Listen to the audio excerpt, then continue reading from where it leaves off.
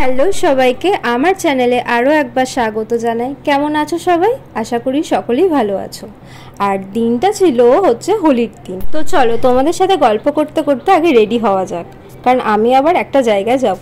কোথায় যাব, কেন যাচ্ছি সবটাই তোমাদের সাথে শেয়ার করব, আর আরও অনেক মানুষের সাথে দেখাও হবে। তো চলো বেরোনো যাক। আমি এদিকে রেডিও হয়ে নিয়েছি। আজ প্রায় 3 বছর পর আমি হোলি খেলবো। তার মধ্যে পরেছি একটা হোয়াইট কালারের টি শার্ট। জানি যে এটা তো খুব বাজে অবস্থা হবে। তো কথা বলতে বলতে পৌঁছেও গেছি দিদির শ্বশুর বাড়িতে। হঠাৎ করেই কালকে রাতে ঠিক হয়েছিল, মানে আগের দিন রাতে, যে আমরা যাব। মানে তখনও বুঝতে পারছিলাম যাব কি যাব না। আর হঠাৎ করে তারপর বোন ফোন করে বলল তো চল যাওয়া যাক। এদিকে আমি ওদের বাড়িতে গিয়ে একটু জাস্ট রেডি হচ্ছিলাম, মানে ওই লিপস্টিকটা পরছিলাম আর একটু সানস্ক্রিন মেখেছিলাম। প্রচণ্ড বাইরে রোদ ছিল। আর ওদিকে দিদি আবার দেখাচ্ছে বোনকে যে ওইখানে আয়না রেখে আমি রেডি হচ্ছি। তো যাই হোক, এরা দুজনে বসে আছে, রেডি ফেডি হয়নি, তারপর বাকিটা দেখা হচ্ছে। হ্যাঁ, মুখটা একবার দেখে নিচ্ছি ভালো করে। এখন এত পরিষ্কার, তারপরে এই যে সাজগোজ কি হবে, লাস্টে তো সেই ভূতই সাজতে হবে। তো চলো আমি একবার এখানে নিজেকে একটু দেখে ফেকে নিলাম, একটু সানগ্লাসটা পরে নিলাম। ও কটা তো সুন্দর সুন্দর ফটো তুলতে হবে, তারপর তো আবার ভূত হতে হবে না সবাইকে। চলো ক্যামেরায় আর একজনকেও দেখাচ্ছি। এই যে চলে এসছে আমার জামাইবাবু। একে বললাম যে একটু ভিডিওতে দাঁড়াও, ও আবার ভাবলো যে ওকে নিয়ে ফটো তুলবো। অনেক কেত ফেত মেরে দাঁড়ালো সানগ্লাস পরে, তো লাস্টে হাই করে দিয়ে চলে গেল। আর এই যে দেখো ভেতর থেকে আমি ভিডিও করছি, এরা দুজনে কি যে করছিল। তো কি করছিল একবার ওদের মুখ থেকেই শুনে নিই চলো। আসলে সেরকম একটা কিছুই করছিলাম না, দিদিকে একটু ফটো তুলে দিচ্ছিলাম। আর আজকের দিন একটু ফটো না তুললে হয়? আগের ভয়েসটা ছিল বোনের, গলাটা অনেকটা একরকম লাগলেও আশা করি বুঝতে পেরেছো। আর এমনিতেও আমার ঠান্ডা লেগে গলা ভীষণভাবে বসে যাচ্ছে বলে আরো বেশি ভারী ভারী লাগছে শুনতে। এবার একবার মাসির মুখটা দেখো, পুরো মুখটা একদম ভূতের মতন করে দিয়েছে, দেখে কিন্তু বড্ড হাসি লাগছে। আর এদিকে শুধু খালি স্টাইল করে করে ফটোই তুলেছে। মানে এর আর দিদির ফটো তোলা তো শেষই হচ্ছে না। ওদের তুলনায় আমি কম ফটোই তুলেছি। আমি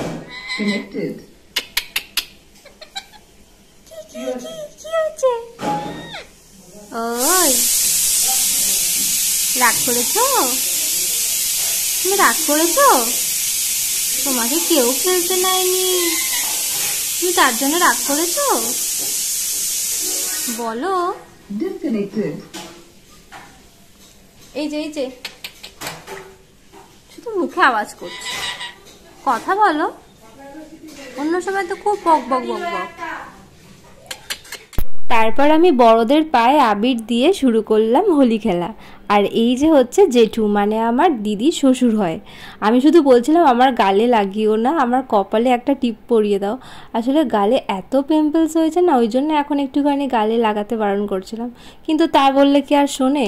আর এদিকে বোন আমার একটু ভিডিও করে দিচ্ছে। আমি বললাম যে তুই ভিডিওটা করে দে আর আমি একটু সবার পায়ে আবিরটা দিই। তারপর দিলাম মাসির পায়ে আবির, তারপর দিলাম জেঠিমার পায়ে আবির।